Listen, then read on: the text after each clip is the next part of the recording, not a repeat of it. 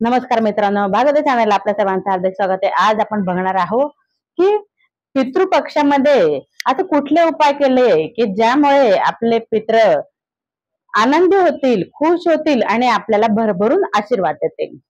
पितृपक्ष सुरू झाला, पितृपक्षाचा जो पंधरवाडा असतो त्या 15 दिवसामध्ये तुमचे जे पितर असतात म्हणजे जे पूर्वज असतात त्या शांतीसाठी आपण पितृपक्षामध्ये त्यांना जेव खाऊ घालतो, म्हणजे त्यांच्या नावाने तर्पण करतो की ज्यामुळे ते अन्न पाणी त्यांच्यापर्यंत पोहोचेल।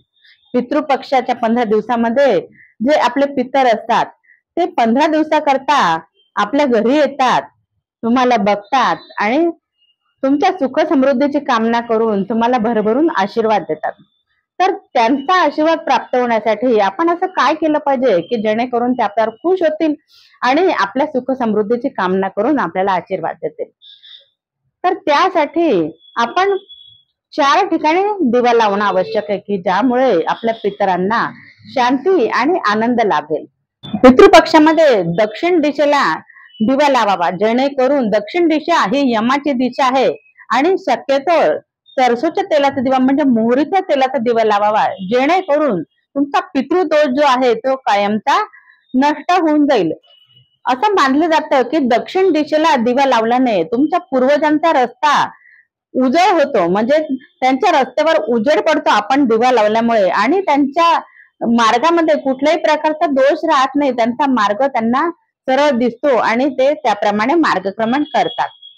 पितृपक्षामध्ये पिंपळाच्या झाडाजवळ दिवा लावणं अत्यंत शुभ आहे, कारण पिंपळाच्या झाडामध्ये देवी देवतांच्या सोबतच पितृ लोकांचा सुद्धा वास असतो। म्हणून पितृपक्षामध्ये जर कधी पिंपळाच्या वृक्षाखाली दिवा लावला तर पितर तुमचे प्रसन्न होतात, तसेच देवी देवता प्रसन्न होतात। पिंपळाजवळ विष्णूचा सुद्धा वास आहे, म्हणून साहजिकच माता लक्ष्मी सुद्धा त्यामुळे प्रसन्न होईल आणि तुमच्या सर्व आर्थिक समस्यांचा नाश होईल। तसंच पिंपळाला पाण्यामध्ये थोडस दूध आणि काळे तीळ टाकून पिंपळाला ते पाणी व्हावं की जेणेकरून आपले पितर प्रसन्न होतील आणि ते तुम्हाला भरभरून आशीर्वाद देतील। त्या पितृपक्षामध्ये आपलं घर अत्यंत स्वच्छ ठेवावं, दाराच्या बाहेरचा जो उंबरठा आहे तो अत्यंत स्वच्छ असावा, हळद आणि पाण्याने मिठाच्या पाण्याने तो स्वच्छ पुसून घ्यावा, जेणेकरून घरामध्ये कुठल्याही नकारात्मक शक्तीचा प्रवेश होणार नाही। आणि त्यानंतर घराच्या दाराच्या बाहेर दिवा लावायचा आहे, जेणेकरून लक्ष्मीचं तिथून आगमन होईल। त्यासोबतच जे पितर आपल्या घरामध्ये येत असतात ते सुद्धा प्रसन्न होतात, म्हणून संध्याकाळी पितरांसाठी माता लक्ष्मीसाठी दाराच्या बाहेर 15 दिवस दिवा लावावा, जेणेकरून लक्ष्मी आणि पितर आपल्याला भरभरून आशीर्वाद देतील, तसेच सुख समृद्धी आनंद मनाची शांती आपल्याला लाभेल।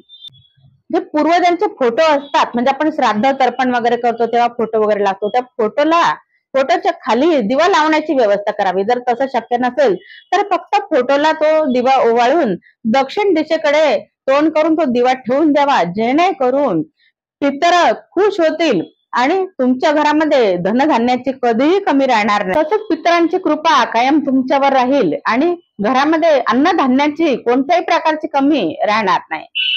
माहिती आवडली तर व्हिडिओला लाईक करा, शेअर करा आणि व्हिडिओला कमेंट देखील करा की व्हिडिओ कसा वाटला। चॅनलला सबस्क्राईब करायला विसरू नका। धन्यवाद।